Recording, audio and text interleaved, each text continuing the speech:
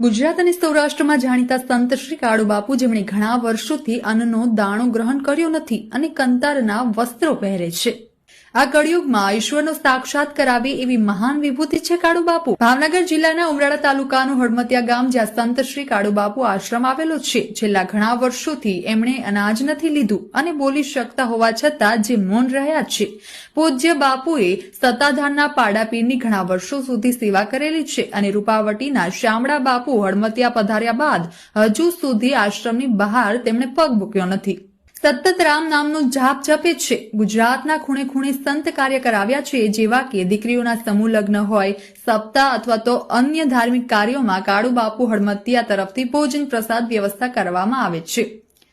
દર પૂનમના દિવસે અહીં લાખો શ્રદ્ધાળુઓ દર્શને આવે છે. પૂજ્ય બાપુ કોળી સમાજના છે, જે આજે પણ કોથળાના કંતારથી બનાવેલા વસ્ત્રો પહેરે છે. પૂજ્ય કાળુબાપુ ક્યારેય પણ આધુનિક સગવડતાનો લાભ લીધો નથી. તેમની પાસે ગાડી કે મોબાઈલ નથી. આજે પણ ત્યાં રામ નામનું ભજન અને પ્રસાદ રૂપી ભોજન પણ અવિરત ચાલુ છે. આ અંગે આપનો અભિપ્રાય કોમેન્ટ કરો અને ફોલો કરો વાત વિશેષ.